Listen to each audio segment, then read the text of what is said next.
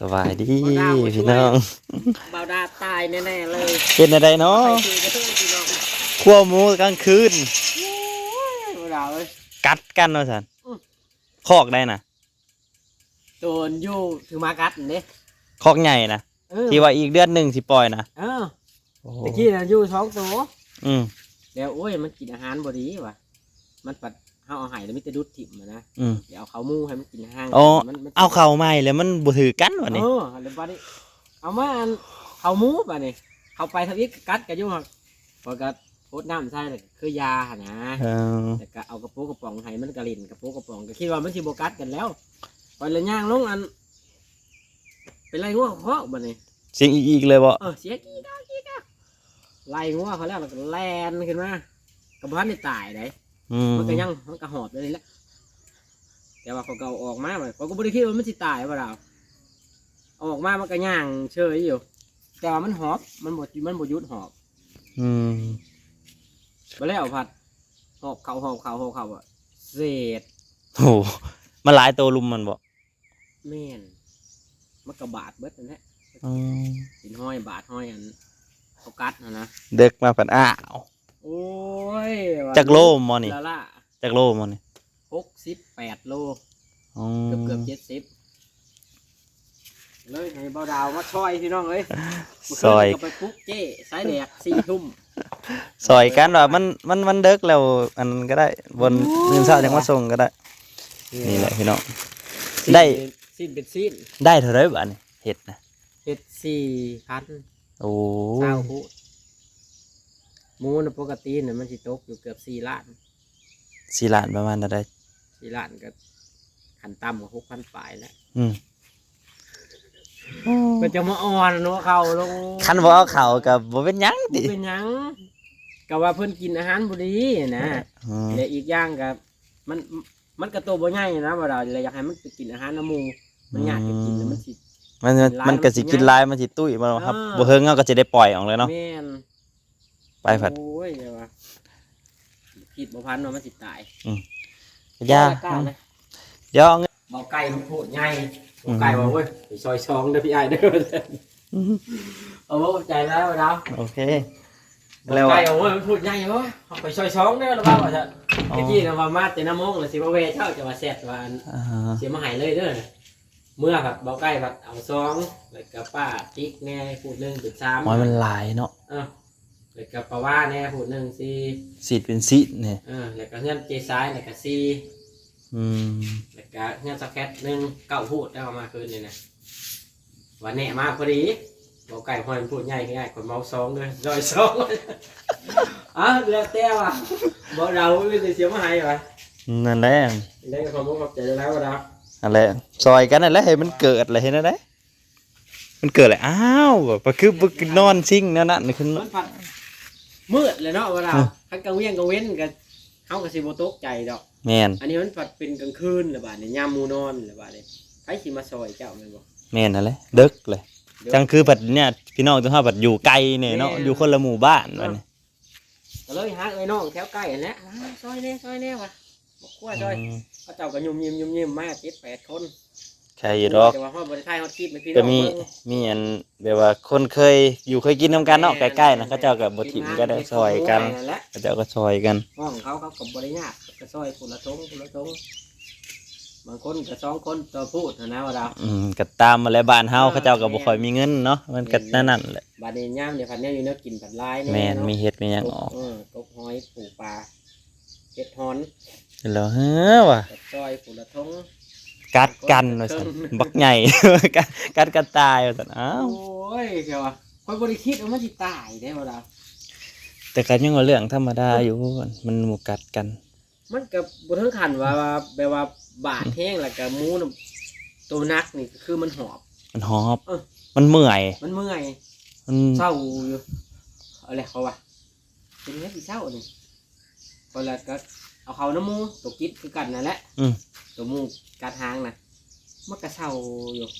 อะไรนี่นั่นเศร้าแค่ว่าก็ให้อาหารเขาบริสุทธิ์ว่าไม่ติดตายเขาก็แปลงคอกมันเชยอยู่ห้องเมียพันธุ์ข้างๆนะครับมันดุดอันห้าวมันออกเลยตีอันน่ะเชยอยู่จนข้ามเอามาจังได้ตายนะ ค่ำพอดีกำลังสิมืด อืม ตอนคอยโพสต์นั้นหาเอื้อยน้องมาแล้วนั่นนะอาชีพมันติดเบิ่งว่ามันสิได้เท่าไรวะ ได้เท่าไหร่ ตะกี้นะว่าสิเฮ็ด3,000 โอ้ เดี๋ยวมาติดเบิ่งมันก็เขาคิดว่าหมูน่ะประมาณ50 โลนะบ่ดาว ปัดไปขึ้นซิ่งไปมัน แม่น บักนักๆหนึง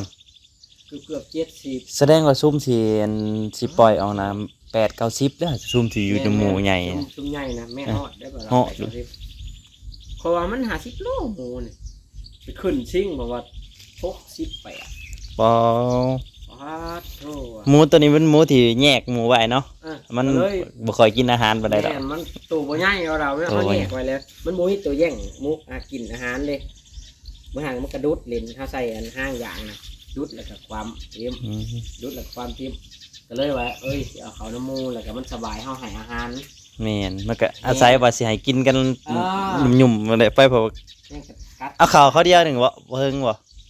โอ้ยพอ20 นาทีอยู่ว่าเรา โอ้ คอยเอาเขานะก็มันก็บริการกันทับอีน่ะที่แรกก็กัดอยู่เนาะ มันก็เบิ่งผู้เจ้าแหล้วมันก็ได้ผู้เจ้า ใช่บางทีนั่นใช่แล้วก็ยุดเอากระปุกกระป๋องมาให้เพื่อกระดุดกระลวงเลี้ยงมันกระลิ่นตามภาษามันนั่นแหละโอ้ยมันยาเลยวะเบิ้งลงไปเอาไรงอกข้อก้อนมันสิมืดเลยเด้เช็ดมันก็ไก่เติมเนาะเขาก็เพื่อสิแล่นมา อืม มันก็มีแต่หอบไปแล้วก็เปิดประตูแล้วก็ออกมาออกแต่หมู่นะบาดนี้บ่หยุดหอบ หอบเขานักเขานักเขาบ่ เขานักเขาแล้วก็นอนตึมลง โอ้ บ่ได้พอหานาทีนอนลงเสร็จ เสร็จเลยนี่แหละพอมินี่หมูเพิ่นคบกันตายว่านี่ตอนค่ำๆมืดเลยพี่น้องเอ้ยพูดละ200เป็นเห็ดพอกินแล้วพูดละ200หมูตัวบักใหญ่เนาะคนกับเมาพูดแล้วมันสิมีขบเปิดได้เบิดเด้ชื่อแบบนี้นะแต่เข้าเจ้าเผานะนี่มันสิหอมปิ่งกระแสบหมูนะแล้วจังหวะคิดโจซอยเราก้อนว่ะตอนเสร็จหาแต่กลางคืนพูดแล้วซอยกันแล้วเห็นได้มันเกิดขึ้นแล้วเนาะแล้วก็อาศัยกันอาศัยใช้เพิ่งกันคือเก่าซอยกันมีนั่นนี่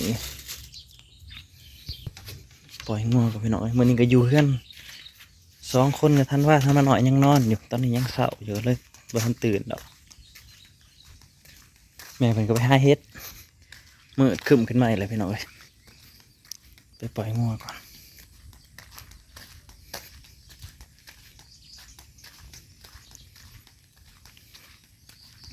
เป็นไรเด้กะเฮาบ่แม่นโฮมเพิ่นแล้วบ่ไก่ลงกินอีกแล้วบ่จักโอ้ไก่นี่จะไม่เป็นตาช้างครับก็ลงลาย10 โตเดินแถวโน้นมากินจนเบิดเรือ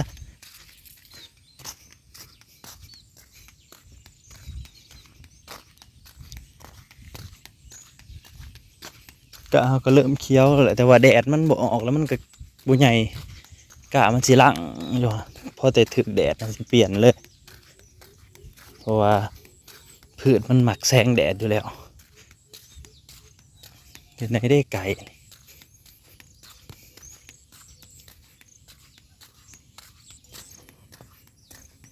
กินนี่จนเบิดโนนหนึ่งเบิดเลย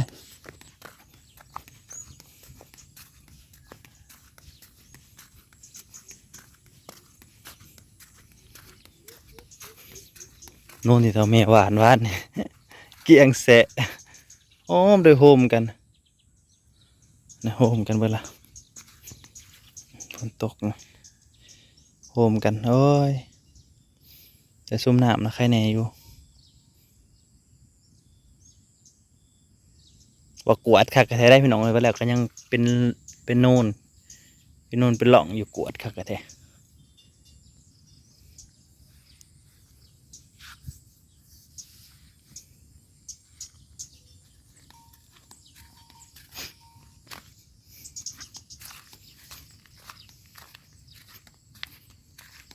ปล่อยงัวก่อนเดี๋ยวเราก็ไปเฮ็ดเวียกกันอื่นแล้วแหละเพราะว่าข้างหน้าเราก็ปานให้แล้วบ่แล้วมีแต่เตรียมมาก็อีกบ่เฮิงก็จะได้ไถหุดหน้ารอแต่ฝนตกมาอีกจักแห้งๆอีกจักเถื่อนะพอได้แส่ดินให้มันอ่อน นะหญ้าก็เขียวแถวเดินนี่พี่น้องเอ้ยเดี๋ยวก็หอดยามดำหน้าก็จะได้เด้งลวดปล่อยงัวกินแถวเดินนี่แหละเล็มไปกินเฟืองไปนำงัวกับปีนี้ยัง8 โตกับใครแน่อยู่พี่น้องยังอยู่8 โตแม่นบ่8เพราะยัง10ผู้ประจักษ์10 โตบ่ได้นี่เนาะ2 4 5 2 4แม่นลิ10 โตบ่แม่น8 โตยัง10 โตพี่น้องเอ้ยงัวก็ได้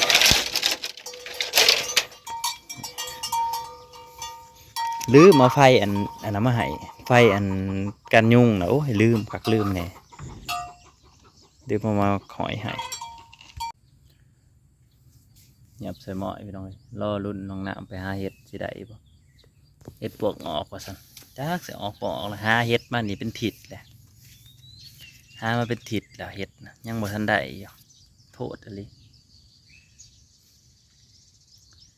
ฝนก็ยังเข่าเรื่อยๆอยู่พี่น้องเอ้ยบ่เห็นแดดเลยครึ้มไปเลยตื่นมากระตกแต่เช้าไปส่งเท่าแม่ทีวีก็ตายเมื่อคืนเนี่ยโอ้โหกำลังสิดูละครทีวีเพิ่นก็ตายได้เครื่องหน่อยมาแต่บ้านมันเอาเครื่องหน่อยมาเบิ่งตายเมื่อคืนตะวิดกับขามันหักเมื่อคืนนี่พัดตายจ่อยช่วงฝนช่วงนั่นแหละช่วงฝนช่วงลมมาสิดูละครพอฝนหยุดสิดูละครมันตายจักไปเป็นอะไรเลยได้เครื่องหน่อยมาเมื่อเช้านี่เขาไปส่งเท่าแม่ก็เลยเอาทีวีหน่อยออกมาตั้งใครอยู่ยังมีตัวหน่อยพอได้เบิ่งแมลงแต่ว่ามันสิเสื่อมกันได้บนเนื้อใดบนทันใส่เบิ่งเลยพี่น้องเลยอยู่หายอยู่หน้าคันท่านว่าหน่อยนอนกันนั่นนี่แหละเงียบคันท่านว่าหน่อยตื่นนะบ่ต้องห่วงเลยอยู่2 คนกับบนนี่เงายังนอนอยู่